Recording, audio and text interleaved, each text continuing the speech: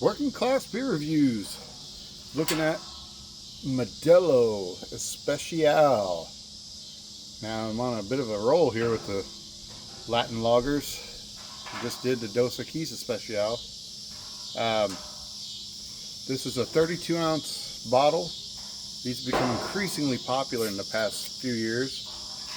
I don't have my lager glass. I'm going to use my globe glass here. We'll just kind of pour that in there and let it set up. I did just a little bit of information, and I'm going to kind of freestyle this one. I don't know when the Modelo brand started, but this particular lager started in 1925. Obviously, it is down in Mexico. It's part of the Grupo Modelo, which is owned by AB InBev, but there's an antitrust or monopoly laws. So inside the United States, it's actually distributed under the Constellation brands, which, Grupo Modelo and Constellation brands probably has distribution rights to other beers as well.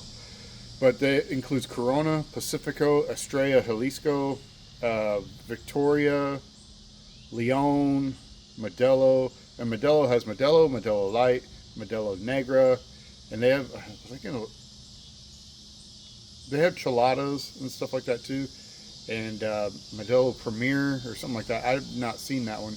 It's like a 5 point something ABV. It says German style lager, but it's only in Mexico, so it's like a stronger one. And I've had the Modelo Negra. I need to do a review of that. Modelo Light, I'm sure if I look for it, I could find it.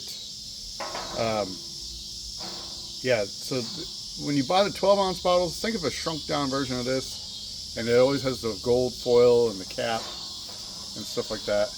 But it's starting to get a little dark. I was trying to squeeze this in before it got too dark. So what do you get? You get a clear golden lager, but it's only 4.5 ABV. So I thought that was kind of odd. The Dos Equis was 4.2, which is strange. It does give you, so for 12 ounce servings, 143 calories, 13 carbs. Yeah, definitely not a light beer. So again, much like the Dos Equis, it's lighter in ABV, but not light in the calories and carbs. Definitely going to get a fuller feel out of it. So yeah, didn't hold much of a head. You saw me pour it like I normally do. And maybe, I don't know if it was done in a narrow glass, if it had done better. So kind of a darker golden, very, very clear, very cold. Let's give it a smell. Yeah, very similar to the Dos Equis. Dos Equis, not Dos Equis, which is not under the Grupo Modelo brand or umbrella. So that must be like a Heineken thing, I'm guessing. So yeah, AB InBev worldwide owns the Grupo Modelo, but in the United States it's distributed under a different brand. In the 2010s or something like that, it was the number 2 import. I'm guessing, which is crazy because I never really paid as much attention to this. Corona I always thought was more popular, honestly, as far as advertising and stuff especially. But I think worldwide, Modelo, especially in Mexico, I see a lot of advertisements for like soccer and world sports and stuff like that. But since 2023, when the advertising fiasco for Bud Light used to be number 1 in the nation, in the United States, by far, like leaps and bounds. And when they mishandled their advertising and tried to be more inclusive, it backfired big time with their customer base. They just did not want that and rejected it wholeheartedly. And when that happened, Modelo sprung up to number 1. Yeah, it is the number 1 selling beer in the United States right now, which I think is wild. I would have never known. So, yeah, just kind of a faint grain smell. Huh. Kind of a mild, like straw. I'm guessing that's the hop character of sorts. Let's give it a sip.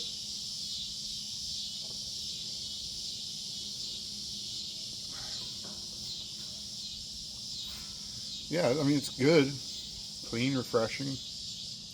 if I find a light, I don't want to have to buy a 12 pack or anything like that. I'd have to probably find a 6-pack. That may be harder to find. So I do see these in 24 ounce cans. These 32 ounce bottles, 12 ounce bottles, 12 ounce cans. And you can get it on draft as well. So the Negro Modelo, according to the Wikipedia page, it said it was originally a draft beer first before they rolled it out. Modelo Light came in the 80s, I want to say. 80, no, or maybe it was 90s. It's either 84 or 94, one of the two. I didn't write that part down because I'm not reviewing Modelo Light. But I just kind of went off of that. Yeah, I mean, this is good. It kind of does. It reminds me of the Dos Equis. If I wanted to do a blind taste test, I guess I could. I've been seeing this configuration a lot more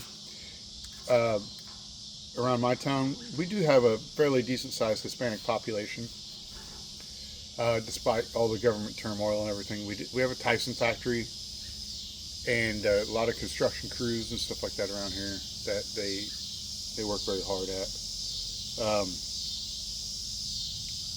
Even my congregation has a Spanish-speaking, side to it.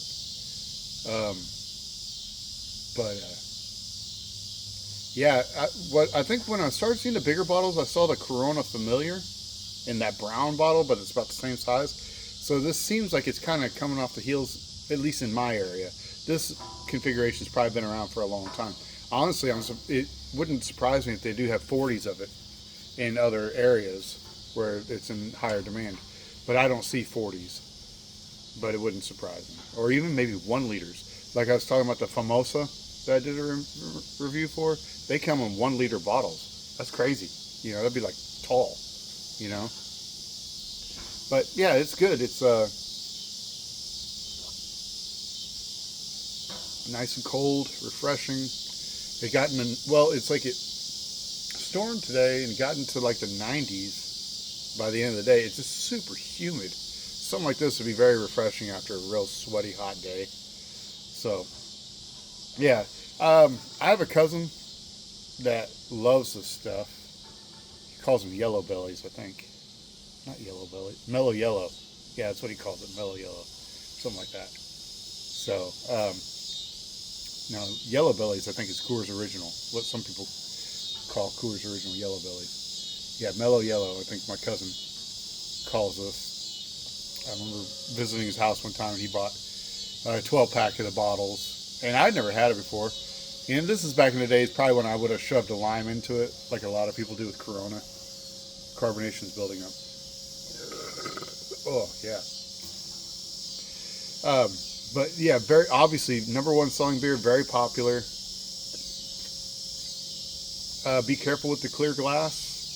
If it sits in heat for any period of time stored up, it'll skunk. So I'd have to worry about that. So if that's something that you're sensitive to, you might consider just buying it in cans. Wow, very carbonated. Wow. A lot less likely, though, to probably go skunk on you if it's in a can. I feel like I've covered the bases on it. I don't have a whole lot of... I've had it a few times. I don't have a whole lot of personal experience, but I have no animosity towards it.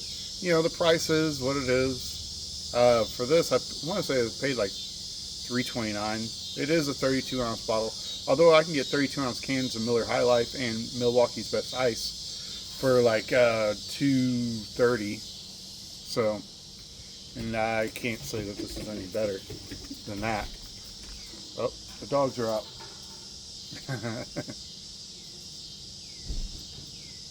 You guys want to get on camera? Come here. Come on. Can you get on the screen there? See the camera? This is Oscar, and this is Lola. Come here, Lola. Yeah. Get on. There you go. Let people see you. Yeah. You come outside to play and probably go potty. But anyway, if you guys have, honestly, when it comes to the Mexican beers, Pacifico has always been my kind of go-to. It does taste a little different. I like that it's in a brown bottle. It was hard to find there for a bit. It's become increasingly easier to find. I can find it in 12-ounce bottles and cans, and sometimes 24-ounce cans at the gas station. But this is obviously, this along with Corona are going to be the biggest and easiest to find of all the Mexican Latin lagers. If you prefer one over the other, let me know in the comments. If you like the fact that Modelo's made it to #1 and kind of may have taught Bud Light a lesson on how they need to just stay in touch with their base, let me know in the comments. Anyway, thanks for watching this video, guys, and I will see you guys later.